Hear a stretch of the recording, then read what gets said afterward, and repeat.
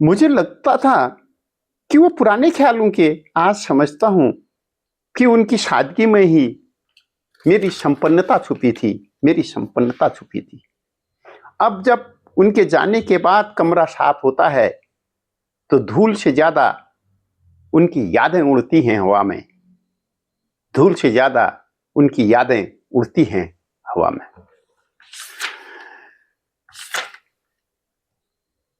मां बाबूजी इतने प्रश्न हैं जो अब सिर पर आसमान से टकराते हैं और उतरते नहीं।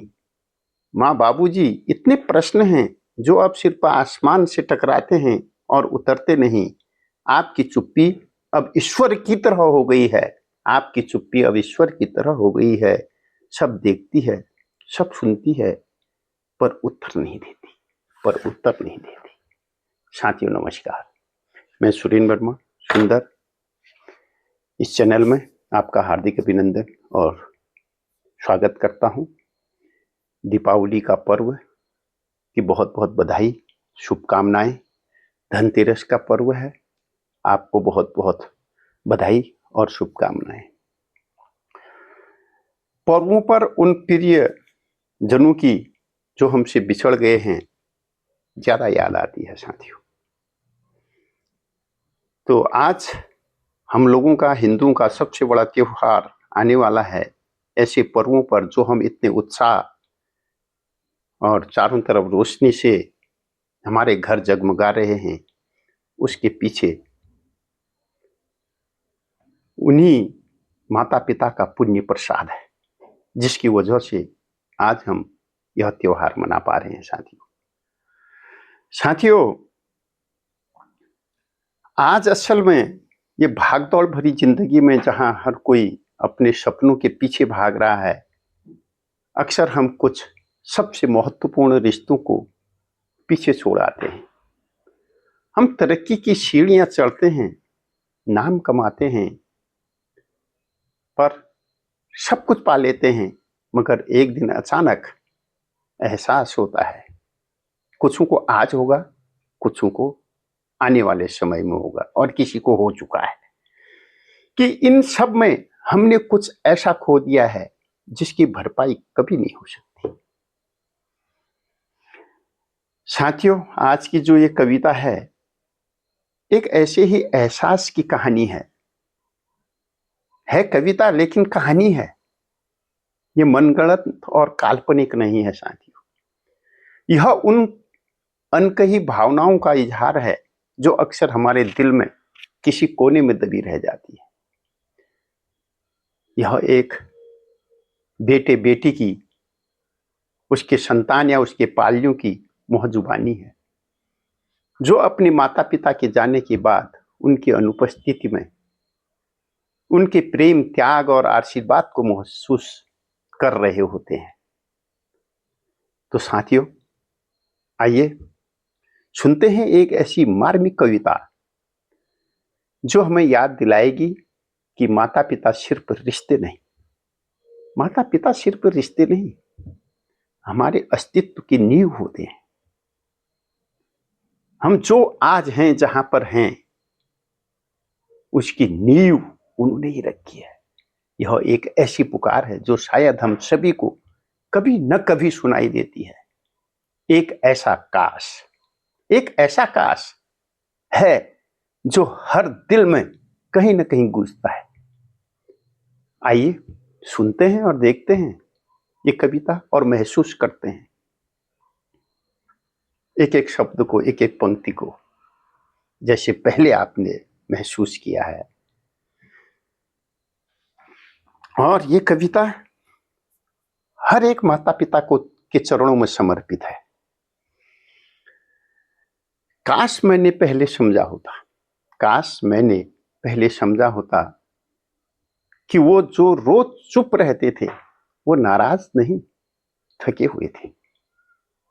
वो नाराज नहीं, थके हुए थे कि मां की थाली में कम रोटी, मां की थाली में कम रोटी संयोग नहीं, बलिदान थी। संयोग नहीं, बलिदान थी। वो जो बार बार कहते थे, बेटा तू पढ़ ले, वो जो बार बार कहते थे, और आज भी कुछ माँ बाप कहते हैं, ध्यान रखिए, वो जो बार बार कहते थे बेटा तू पढ़ ले, हम तो अनपढ़ ही सही, वो अक्षर नहीं, वो अक्षर नहीं, अपने सपनों को मुझ में जी रहे थे, अपने सपनों को मुझ में जी रहे थे। और हर माँ बाप वही सपना बुनता है, देखता है और जीता है। पिता के घिसे जूते चप्पल, पिता के घिसे जूते चप्पल, मां के पुराने गहने कोई फैशन नहीं था, बल्कि मेरी स्कूल की फीस का उत्तर था, बल्कि मेरे स्कूल की फीस का उत्तर था। मुझे लगता था वो पुराने ख्यालों के हैं, मुझे लगता था वो पुराने ख्यालों के हैं। आज समझता हूं कि उनकी सादगी में ही मेरी संपन्नता छुपी थी, उनकी सादगी में ही मेरी संपन्नता छुपी थी। अब जब उनके जाने के बाद कमरा साफ होता है, अब जब उनके जाने के बाद, ध्यान दीजिए, अब जब उनके जाने के बाद कमरा साफ होता है तो धूल से ज्यादा उनकी यादें उड़ती हैं हवा में, तो धूल से ज्यादा उनकी यादें उड़ती हैं हवा में। मां की मुस्कान अब तस्वीरों में है, मां की मुस्कान अब तस्वीरों में है, और पिता की आवाज बस पुराने मन के वीडियो में, और पिता की आवाज बस पुराने मन के वीडियो में। हम कहते रहे समय नहीं है, हम कहते रहे समय नहीं है, और समय उनके हाथों से रेत सा फिसलता गया, रेत सा फिसल गया। अब सब कुछ है, अब सब कुछ है, घोड़ा, गाड़ी, घर, नाम, पहचान, पर वो एक आवाज नहीं है जो कहती थी, अब वो आवाज नहीं है जो कहती थी थक गया है बेटा, चल थोड़ा लेट जा, थोड़ा लेट जा। अब रातों में नींद नहीं आती, अब रातों में नींद नहीं आती, क्योंकि नींद मां की गोद में, मां की लोरी से आती थी, क्योंकि नींद मां की गोद में, मां की लोरी से आती थी। और अब बस यही कह पाता हूं, और अब बस यही कह पाता हूं, काश, काश मैंने पहले समझा होता कि माता पिता सिर्फ रिश्ते नहीं होते, माता पिता सिर्फ रिश्ते नहीं होते। नहीं, युवा पीढ़ी भी समझे, माता पिता केवल रिश्ते नहीं होते, वो हमारे अस्तित्व की नींव होते हैं, वो हमारे अस्तित्व की नींव होते हैं। साथियों, आज यहां फिर से इसी के साथ एक ऐसे विषय पर भी बात करना चाह रहा हूं जो हम सभी के मन में कभी न कभी उठता है। एक ऐसा प्रश्न जिसका कोई सीधा उत्तर नहीं है, फिर भी हम कोई इसका जवाब जानना चाहता है। क्या कोई अपना हमसे दूर चला जाता है? जब कोई हमारा अपना हमसे दूर चला जाता है तो क्या वह सच में चला जाता है? क्या मृत्यु के बाद भी जीवन है? क्या हमारे प्रियजन किसी और दुनिया में मौजूद हैं? ये प्रश्न हम सबके मन में कभी न कभी आते हैं। जिसने भी अपने प्रियजनों को खोया है उनके मन में ये प्रश्न अवश्य आए होंगे। इसी अनसुलझे प्रश्न को एक कविता के माध्यम से प्रस्तुत करने का प्रयास कर रहा हूं, जिसका शीर्षक यह है कि मौत के पार क्या तुम हो। यह कविता जो है किसी के भी मन में, बच्चे के मन में या किसी के मन में उठने वाले उन कोमल और गहरे सवालों को दर्शाती है जो अब अपने माता पिता से पूछता है। यह कविता हमें सोचने पर मजबूर करती है, क्या उस पार भी कोई दुनिया है जहां हमारे रिश्ते, हमारी यादें और हमारा प्यार जीवित रहते हैं। आइए सुनते हैं इन पंक्तियों को, मौत के पार क्या तुम हो। लेकिन प्रश्न है उत्तर अनुत्तरित है। तो आइए, माँ बाबूजी आप गए, माँ बाबूजी आप गए, पर क्या सच में गए? क्या पर सच में गए, या किसी और लोक में अब भी सांसें लेते हो, या किसी और लोक में अब भी सांसें लेते हो? कहाँ चले जाते हैं लोग, कहाँ चले जाते हैं लोग जब आंखें मूंद लेते हैं? क्या वहां कोई संसार होता है?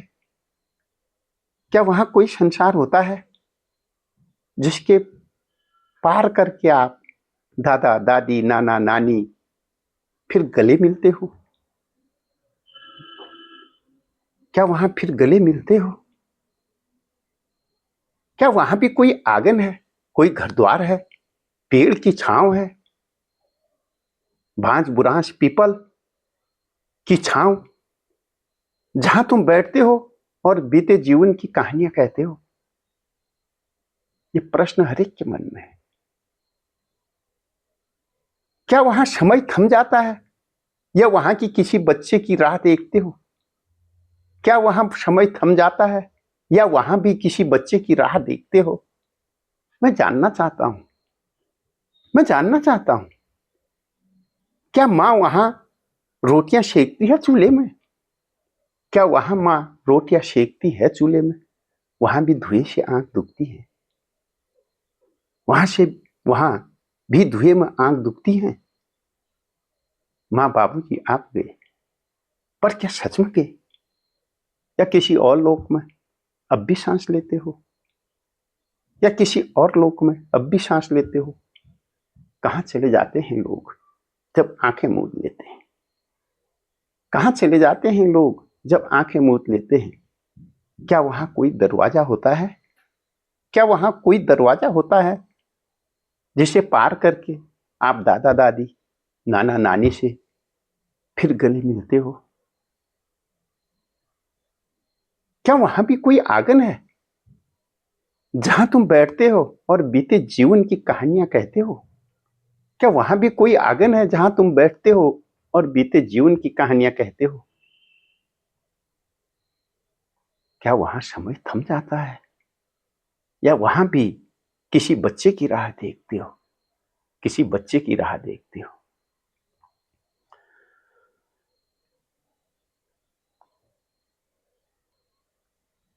क्या आप दोनों साथ हो वहां, या वहां भी अकेलापन है जैसे यहां मेरे भीतर? क्या आप दोनों साथ हो वहां, या यहां वहां भी अकेलापन है जैसे यहां मेरे भीतर? कभी कभी रात को ठंड हवा चलती है, कभी कभी रात को ठंड हवा चलती है तो लगता है आप मेरे पास हो। क्या वो आप हो मां, जो मेरे बाल सहला देती हो, जो मेरे बाल सहला देती हो? क्या वो आप हो बाबूजी? क्या वो आप हो बाबूजी, जो नींद में मेरे माथे पर हाथ रख देते हो? क्या वो आप हो बाबूजी, जो नींद में मेरे माथे पर हाथ रख देते हो? क्या मौत सब कुछ खत्म कर देती है, या वह एक पुल है जहां एक दिन हम सब फिर से मिलेंगे? या वह एक पुल है जहां एक दिन हम सब फिर से मिलेंगे? जब मैं भी इस लोक से गमन करूंगा, जब मैं भी इस लोक से गमन करूंगा, क्या मुझे लेने आओगे? क्या मुझे लेने आओगे? क्या हम एक दूसरे को पहचान पाएंगे? क्या हम एक दूसरे को पहचान पाएंगे बिना शरीर बिना नाम? क्या वहां आंसू नहीं होते? क्या वहां कोई बिछड़ता नहीं? पहचान पाएंगे बिना शरीर बिना नाम?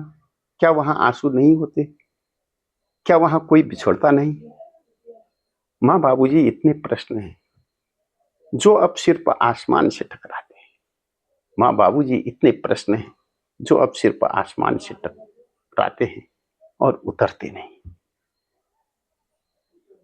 आपकी चुप्पी अब ईश्वर की तरह हो गई है, आपकी चुप्पी अब ईश्वर की तरह हो गई है। सब देखती है, सब देखती है, सब सुनती है, पर उत्तर नहीं देती। आपकी चुप भी अब ईश्वर की तरह हो गई है। सब देखती है, सब सुनती है, पर उत्तर नहीं देती, पर उत्तर नहीं देती, पर उत्तर नहीं देती। नमस्कार साथियों, अगर आपको ये कविता अच्छी लगी हो, ये अनुत्तरित प्रश्न आपके मन के भी हों, तो प्लीज लाइक करें, शेयर करें, अपने मित्रों को, अपने परिजनों को शेयर करना न भूलें और सब्सक्राइब करें। ये सारी कविताएं मेरी दूसरी पुस्तक जड़ों की छांव से संग्रहित हैं और इससे जो पहली पुस्तक है वो छटपटाहट। ये दोनों पुस्तकें अगर आप प्राप्त करना चाहते हैं तो टीट बाजार गरुड़ में बुरा प्रिंटिंग प्रेस से प्राप्त कर सकते हैं। दीपावली की बहुत बहुत बधाई, शुभकामनाएं। अपने प्रियजनों को याद करते हुए, स्मरण करते हुए, जो अब इस दुनिया में नहीं है, उन्हें नमन करते हुए आप सब लोगों को दीपों का पर्व दीपावली की बहुत बहुत बधाई, शुभकामनाएं। फिर मिलते हैं एक नई कविता के साथ, एक नई भाव विचार के साथ जो आपके अपने होंगे। धन्यवाद, आभार, अभिनंदन।